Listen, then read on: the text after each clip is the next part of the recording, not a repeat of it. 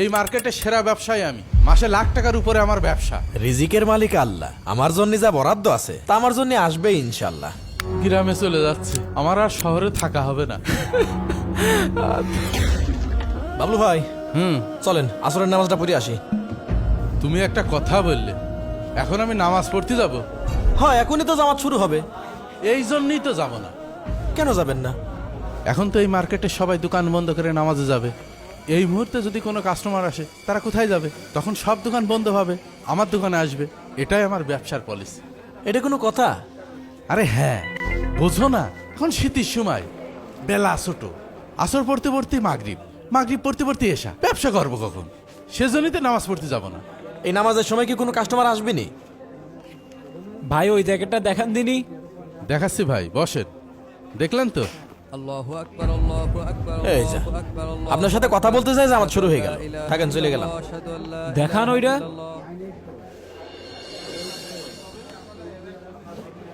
কি মিজান, মুখে হাত দিয়ে বসে আছো যে? কি এত চিন্তা করছো? এখনো তো বিয়েই করলে না মিয়া। আর ভাই, হাত আস্তে আস্তে মুখিতে মাথায় উঠে যাচ্ছে। শীতের সিজন চলে গেল, ব্যবসা বাণিজ্যের কোনো খোঁজ খবর নেই। ওই দেখেন, মাল মাটি সব পুড়িয়েই রয়েছে। তোমরা তো বোঝো না, বেচা কিনার কিছু সময় থাকে, সেই সময় তো তোমরা থাকো মসজিদি। রিজিকের মালিক আল্লাহ। আমার জন্য যা বরাদ্দ আছে তা আমার জন্য আসবে ইনশাল্লাহ। কথায় আছে না, আশাই বাসে চাষা, তোমার হয়েছে সেই দশা। আরে মিয়া, বেচা কিনার সময় বিকাল 5টা থেকে রাত 10টা, আর সেই সময় তুমি থাকো মসজিদি। তাই বলে ভাই ফরজ নামাজ তো আর বাদ দিতে পারি নে। আরে ভাই, 2 ওয়াক্ত নামাজ না পড়লে কি এমন ক্ষতি হয়? শোনেন ভাই, আল্লাহ তাআলা বলেছেন, যে ব্যক্তি ইচ্ছাকৃতভাবে ফরজ নামাজ ছেড়ে দিল সে কুফরি করল আর আল্লাহ জিম্মা থেকে বের হয়ে গেল। আরে ভাই, এসব হাদিস মসজিদের মেম্বারে মানায়, ব্যবসা প্রতিষ্ঠানে না। সারা মাস তো দেখি মাসি মারো, 2-1টা কাস্টমার আসে, তাও আবার ঠিক মতো দোকান ভাড়া দিতে পারো না। আর আমাকে দেখো, এই মার্কেটে সেরা ব্যবসায়ী আমি। মাসে লাখ টাকার উপরে আমার ব্যবসা। ভাইয়া ওই যে ওই শার্টটা দেখান তো। কোনটা বাবু? সাদাটা, ও, সাদাটা। এইটা? এই সময় মার্কেটে যত কাস্টমারই আসুক, আমি আল্লাহর নামাজ ছাড়তে পারবো না। কি রে মিজান, বাবলু ভাইয়ের কি হয়েছে? বেশ কিছুদিন দেখছি দোকান খুলছে না। আমিও ঠিক জানি নে। বাবলু ভাই যে জিনিস, সে তো এতদিন দোকান বন্ধ করে রাখা লোক না। বাবলু ভাইয়ের একটা কল দে তো। দাঁড়া, দিচ্ছি। দুঃখিত, এই মুহূর্তে মোবাইল সংযোগ দেওয়া নাম্বার তো বন্ধ।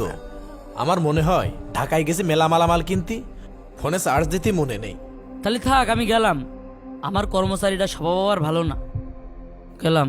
আচ্ছা ভাই, তো এলাকায় তো থাকে নাকি? হ্যাঁ, আগে চল। আরে কি ব্যাপার বাবলু ভাই, এসব ব্যাগপত্র গুছিয়ে নিয়ে কোথায় যাচ্ছেন? গ্রামে চলে যাচ্ছে, আমার আর শহরে থাকা হবে না। কেন, কি হয়েছে? আপনি তো দোকানপাটও খোলেন না। হঠাৎ করে তোমাদের ভাবি অসুস্থ হয়ে যায়, তাকে ডাক্তার দেখাতে ঢাকায় নিয়ে গিয়েছিলাম। ডাক্তার বলল আপনার স্ত্রীর ব্রেন টিউমার হয়েছে, তার জন্য 10 লক্ষ টাকা লাগবে। আমি তাড়াতাড়ি ব্যাংক থেকে টাকা তুলে হাসপাতালে আসার সময় তখন কিছু ছিনতাইকারীর খপ্পরে পড়ি, আমার জমানো সব অর্থ নিয়ে চলে যায়। আর তোমার ভাবির অপারেশন করা হলো না। শেষমেশ তোমার ভাবি আর দুনিয়ায় থাকলো না। শত চেষ্টা করেও আমি ওকে বাঁচাতে পারলাম না। আপনার এই করুণ মুহূর্তে আমার এই কথাগুলো বলা ঠিক হবে কিনা জানি না, তারপরেও বলছি, আপনার এত টাকা পয়সা, আপনি এত বড় ব্যবসায়ী, আপনার এত ধন সম্পদ, দেখেন আপনার এই বিপদের মুহূর্তে কোনো কিছুই কাজে আসলো না, কারণ আপনি আল্লাহর জিম্মা থেকে বের হয়ে গিয়েছেন।